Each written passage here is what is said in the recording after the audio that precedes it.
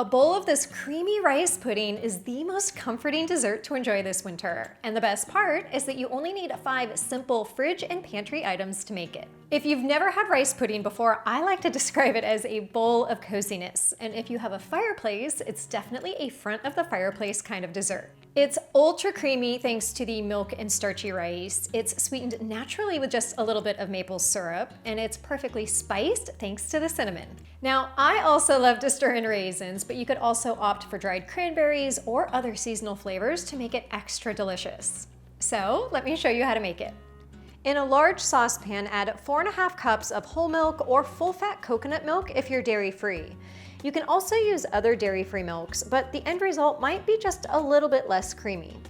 Then you'll need 3/4 cup of short grain rice like arborio rice. This is the same type of rice that's used in risotto, and it lends that similar creamy consistency to this rice pudding as it does to risotto. For a little sweetener, I like to add 1/4 cup of maple syrup, though honey works as well, and then add a pinch of kosher salt, which just helps to enhance the sweet flavors of this dessert. Give this a stir and then bring it to a simmer over medium-high heat while stirring frequently. As I've mentioned before with other milk-based dessert recipes, you never want to turn your back on a pot of milk simmering on the stove because it can go from simmering to boiling over in a split second.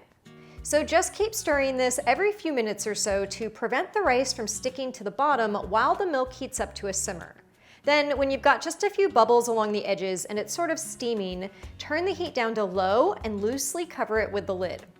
Continue this process of stirring every couple of minutes for about 25 to 30 minutes until the rice becomes tender and the remaining liquid has thickened up. And again, if you've made risotto before, this process should seem somewhat familiar because the more you stir, the more the rice will release starch and thicken up the liquid in the saucepan.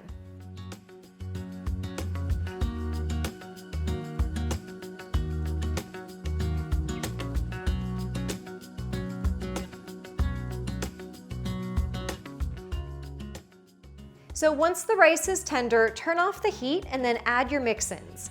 I'm adding 1/2 cup of raisins, 1 teaspoon of vanilla extract, and 1/4 teaspoon of ground cinnamon. And then I'll just stir all of that together. Now, as a heads up, the rice pudding will continue to thicken while it cools. So if you want to prevent it from becoming too thick, make sure to not overcook it on the stove. But if you accidentally do, you can always just add a splash of milk to thin it back down again. And that's really how easy it is to make a sweet and scrumptious batch of rice pudding. Serving up a warm and steaming bowl of rice pudding for dessert really hits the spot on a cool evening, and I, of course, love that it's naturally gluten-free and refined sugar-free. It's also got a similar texture to tapioca pudding, so if you love that dessert, you're sure to love this rice pudding as well. If you want to zhuzh up the top before serving, you can always add a few more raisins and a dash or 2 of ground cinnamon. Though in all honesty, I usually only do that if I have guests over because when I make this for myself, I am more than ready to just start devouring it plain and simple in the bowl. I am so excited to dig into this. Now, I know I say that after every video, but today it's a little bit chilly out and this just seems so comforting and cozy and warming and sweet. So, perfect.